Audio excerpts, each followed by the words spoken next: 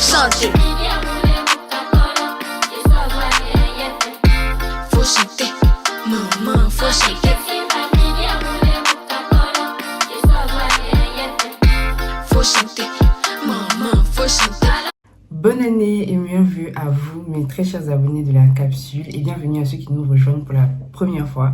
La dernière vidéo que j'ai postée, c'était en janvier et je l'avais enregistrée en 2024. C'est la raison pour laquelle je n'ai pas eu la possibilité de vous souhaiter mes vœux pour cette nouvelle année. Mais en tout cas, je vous souhaite une année remplie de paix, de prospérité et que vous ayez tout ce que votre cœur désire. Si je vous dis Jeune Afrique, à moins que vous n'ayez jamais mis les pieds en Afrique, vous savez de quoi je parle.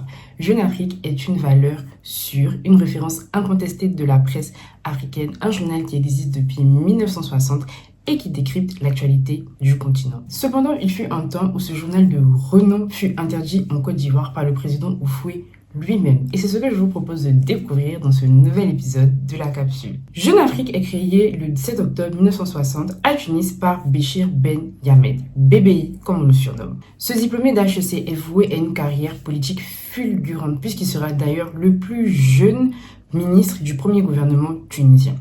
Cependant, il se laisse plutôt séduire par le journalisme. C'est donc un homme d'affaires chevronné et un journaliste passionné qui se lance au soir des indépendances, un journal qui deviendra très vite la référence dans toute l'Afrique de l'Ouest, suscitant à la fois haine et admiration.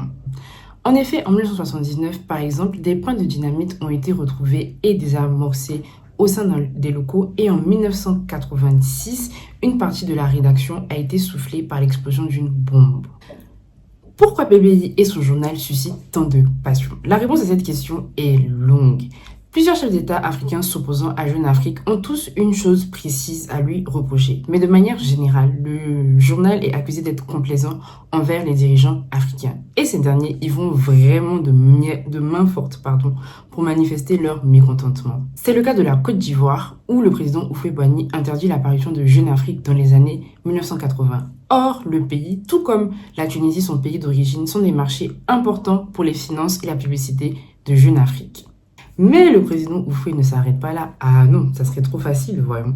Il charge alors son ministre Laurent Dona-Fologo d'une drôle de mission.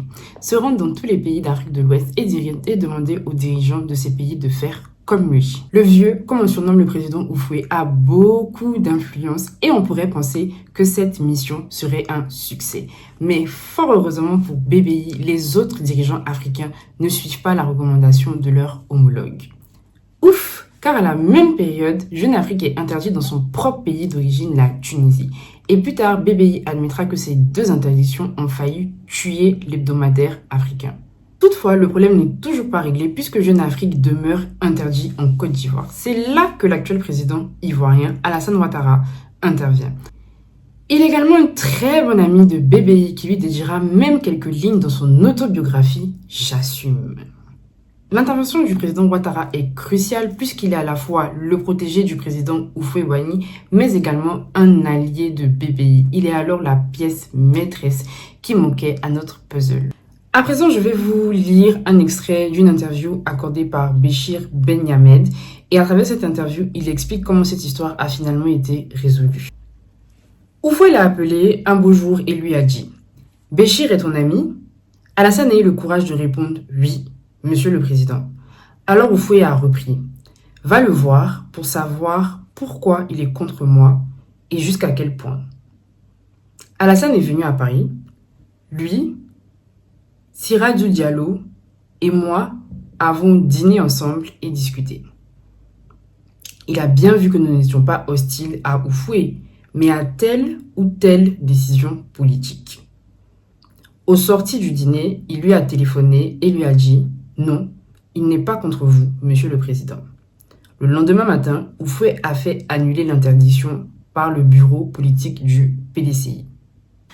Voilà comment Jeune Afrique se retrouva à nouveau publié en Côte d'Ivoire. Aujourd'hui, que deviennent Béchir Ben Yamed et son journal Jeune Afrique? Béchir Ben Yamed a tiré sa révérence en 2021, laissant derrière lui un héritage phénoménal et une institution même, je dirais, qu'est Jeune Afrique. À Abidjan, Daniel Ben Yamed, la femme du regretté fondateur, a annoncé la création du prix Béchir Ben Yamed, un prix pour récompenser les meilleurs journalistes africains. Cette annonce fut faite lors du SILA, le Salon international du livre d'Abidjan, en présence du président Alassane Ouattara, fidèle compagnon de son défunt mari.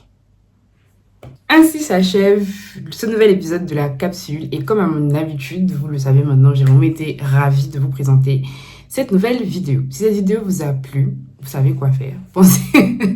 Pensez à liker, partager, commenter. Cela permettra à plus de monde de découvrir le contenu que je vous propose. En attendant, je vous donne rendez-vous sur les réseaux sociaux du blog Kandji Côte d'Ivoire, sur Facebook, Instagram et TikTok. Et je suis toujours en compagnie de mon ami fidèle, le jeu de société de Kandji Côte d'Ivoire, ce que presque personne ne sait sur la Côte d'Ivoire. Un jeu qui a été vraiment conçu spécialement pour permettre de découvrir des faits insolites sur l'histoire de la Côte d'Ivoire.